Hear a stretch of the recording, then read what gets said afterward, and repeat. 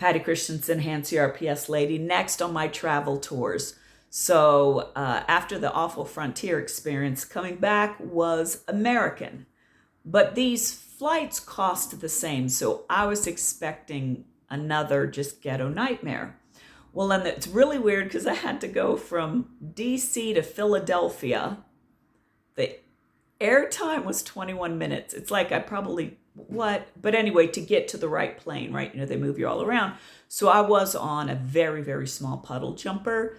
But it was nice. Lots of leg room, full-size seat. The overhead bin was very, very small because it's a small plane. It's a 2-and-2. It's a small plane, but it was perfect for me because I had my duffel bag. All the roller bag people had to have their stuff checked downstairs. So it was lovely. And no, they didn't have any drink service because literally it's like, okay, we're at altitude, and then boop, we're going back down. It was a silly flight, but got me to Philadelphia. Of course, I am in like the F gates or K gates or somewhere for the small airplanes, and then you got to walk all the way around to the main gates. I had an hour layover, and when I got to my next gate, they were loading. So it was quite a trek, but that's good. I got my steps in for the day, so that's probably a good thing. And then the next flight out, it was allegedly the same kind of airplane as my other flight on Frontier, but there's no way. It was amazing. There was lots of leg room. I think even much more than Delta. Lots of leg room, wide seats, and there was a lot of emptiness, but they had to have you sit in a very specific place for weight balance.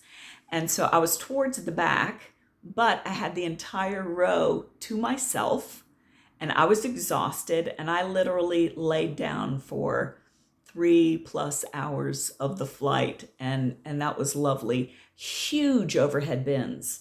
Like, you could put real suitcases up in there. They were absolutely huge, which is intimidating for a short person because if things get down in there, I can't get them back.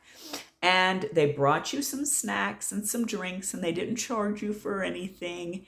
And so and they had plugs, both USB and regular plugs. So like my computer was going, sorry, I had to push pause. Someone is clearly in my garden setting off my alarms. Anyway, so I plugged in my computer, and then the other thing that they had was free internet.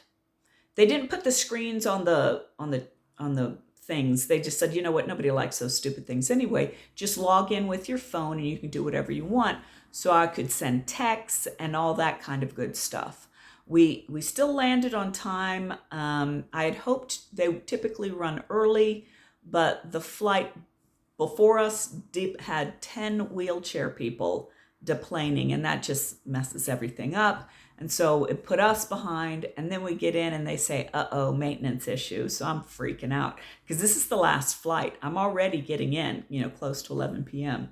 But it ended up, whatever it was minor. So we were still able to take off just a little bit late, but make up for it in the sky. So I'm going to have to say that I am amazingly impressed with American. I don't understand why their flight costs the same as that awful Frontier business. So go figure.